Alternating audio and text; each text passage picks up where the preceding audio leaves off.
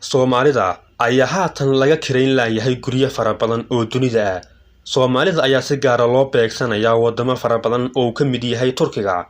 Soomaalida waxaa laga kirayn laayahay guryaha iska daa in guri dhan laga kireeye waxa haatan ay dhibaato ka taagan tahay in hataa hal qol laga kireeyo adigoo hal shakhsiya.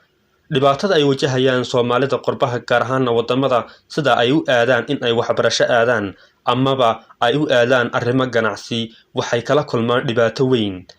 Bulshada Turkiga oo ah bulsho Muslima sidoo kalena dhaqamadoodu uu janjeero dhinaca Yurubta waxa inta badan neceb yihiin qaylada iyo sawaxanka. Soomaaliduna waa waxay caanka ku yihiin arrinkaasi oo keenay in aan xataa Soomaali fara badan guryaha laga kirayn wadanka Turkiga.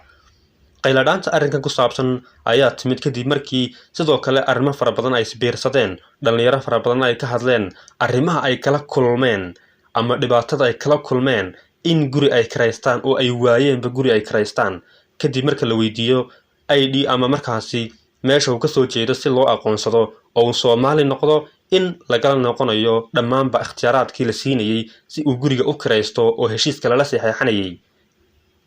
Haddaba waa maxay waxa la naga cabanayo haddii ay nahay Soomaali maxaa aynu sameynay oo bulshooyinka kale wadamo iska Scandinavian-ka ay ku yaala Yurub iyo sidoo kale Turkiga wadamo kale ay sidaas u sameynayaan in aan Soomaalida guryaha laga kiraynin. Arrinka koobaad waa in ay bulshada Soomaalidu ay aad u sawaxan badan yihiin sidoo kalena bulshooyinka caalamka inta badan habeenkii xilli hore ayaa la seexdaa laakiin inagu waynu saamaleynaa taas ayaana keenaysa oo ka mid ah dhibaatooyinka bulshada Soomaalida wajahaya ee lagu nacayo ee markaasi lagu tarxiilayo. Sidoo kale waxaa la diidayaa ama markaasi shanqadha faraha badan leh wiil ayaa ka sheekeynayay qiso ku dhex qabsatay bas uu saarnaa wadanka Turkiga kadib markii uu sheegay in nin Soomaaliya oo baska saarnaa la soo wacay kadibna uu si adag u qayliyay dadkii oo dhan ay soo eegeen kadibna inta la soo qabtay laga saaray gebiyaanba baska. Ma qiyaasi kartaa waxa uu sheegay inuu isdhabariyay oo hoos u dhabaray oo xataa madaxiisa kor u qaadin. Haddaba marka aynu wadamada kala tagno maaha in aan dhaqankeeni dalkeeni kala nimid aynu halkaasna la aadno. Waxaan nahay bulsho inta badan iska dhacdhac badan hadal badan sidoo kalena cid walba rabta inay afka la gasho. Bulshooyinka adduunku sidaas maahan dadku maalinka ay shaqo tagaan habeenkiina way seexdaan. Sidoo kale dadku inta badan dad fadhi ku dirra maahan caalamka. Meel fadhi ku dirra oo inta dad isugu yimaadaan maanta likad la goohaya la qaylanaya maqli maysid. Waana waxyaabaha keenaya ayaa la leeyahay in Soomaalida la naco oo markaasi ay dadku marka ay guryahaba ka kiraynin.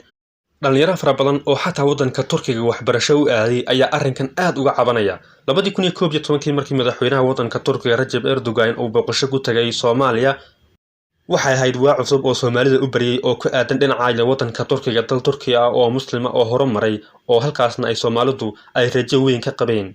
Dad fara badan oo Soomaali ayaa wax ka barta wadanka Turkiga sidoo kalena deegaan ahaanba u degay sidaan ka warqabno. Balse dhibaatooyinka ay ka cabanayaan wadamadaasi ayaa waxa ka mid ah oo kowka ah nadaafad darro. Dabcan dhinaca dhaqaalaha lagama hadli karo oo Soomaalidu lacag cash ay sitaan oo bangina kuma xidhna lacagtoodu waa cash.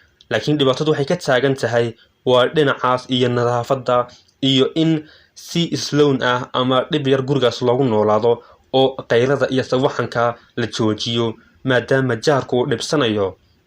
Arrinkan oo diinta Islaamku ay si gaar ah farta ugu fiiqday in jaarku uu ka mid yahay waxyaabaha aakhira la isweydiin doono la iskula xisaabtami doono. Inta badan ma xeerino sidoo kalena marka aynu banaanka marayno wadamada kale waxaan u dhaqanaa habkii wadamadeena oo ah markaasi hab aad oran karto waa mid liita socodka dharka ay xidhanayaan macaamuus arrimahaasi oo keenaya in wadamadaasi ay nacayb u qaadaan Soomaalida hab dhaqankooda iyo habka ay u socdaan ama aday si in markaasi aynu u nahay bulsho jikaaran oo ku jikaaran dhinacaas iyo in nadaafadda arrimo fara badan oo akhlaaqiyaadka iyo nidaamka dalalka la xiriira. Talada aynu siin lahayn dadkaas qurbaha tagay ama dhalinyaradaas waxbarasho u aaday ama dadkaas ganacsiga u aaday waa in ay ku dadaalaan oo ay dadaal dheeriya ku bixiyaan nadaafadda asturnaanta iyo qiimaha maadaama ay matalayaan oo ay safiir u yihiin bulsho Soomaaliyeed. Haddii aad adigu dhibaato samaysid adoo Soomaaliya lama odhan doono hebel ayaa sameeyey, waxaa la odhan doonaa qofkii halkan dhibaatada ka sameeyey wuxuu ahaa Soomaali, waxaana dhibana u noqon doonaa boqolaal, kumanaan iyo malaayiin kale oo Soomaali ah. arrinkaas waa arrin fool xun in aad u dhaqantid hab dhaqan liita maadaama Soomaaliya ka tagtay dal nidaamka iyo markaasi nidaamka dal ahaaneed maadaama dalalka adduunka shuruudo u degan yihiin qaababka iskuulka loo aado hadday noqoto goobaha markaasi cawiidka laiskugu laba fadhiisto goobaha wax laga daawado shiliimooyinka dhammaan wax walba way nidaamsan yihiin. laakiin ka Soomaali ahaan qofku markuu ka tago Soomaaliya ee wadamada shisheeye aado wax walba wuxuu haystaa meeshiisii ayuu haystaa, wuxuu rabaa inuu wax walba sidii awalba caado u hayd inuu sameeyo. arrinkaas oo keenaysa inay dhibsadaan dadyowga uu nolosha cusub la sameynayo ee dalalkaas kale ku nool. dabcan waxaa wanaagsan inaad systemka iyo nidaamka wadamadaas la jaanqaadid. ma qiyaasi kartaa adoo Soomaaliya oo aan dhibaato sameynin in Soomaalinimadaada aan lagaa kiraynin guri? ma qiyaasi kartaa mushkiladu intay leeg tahay? qofkaas lagu yidhi Soomaaliya hadaad tahay guri kaama kiraynayno muxuu dareemi doonaa? waa maxay waxuu dareemi doono? adiga ayaa dhibana ka dhigay oo sidaas oo kale ama dhibaatadaas ku sameeyey. waana wax laga yaxyaxoodo in dhibaatooyinka Soomaalida laga cabanayo ay noqdaan waxyaabo aad u liita, nadaafada, buuqa, sawaxanka iyo in nidaam darrada intaas leeg.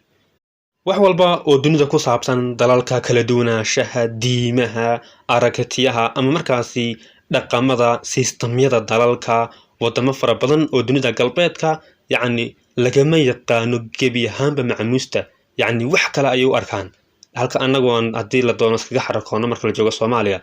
haddaba markaad dalalkaas aadid systemkooda inaad la jaanqaadid kuma lihin inaad ka tagtid diintaada iyo dhaqankaaga, laakiin waa inaad u dhaqantid qaab aan dadkaasi dhibaynin. qof walba oo inaga mid oo aqli leh uu dareemi karaa qof lagu yidhi guriga kaama kiraynayno oo waxa tahay Soomaali, isagoo awalna la soo dhaweynayay la marxabaysiinayay, kofay la siinayay. waa arrin cajiib ah.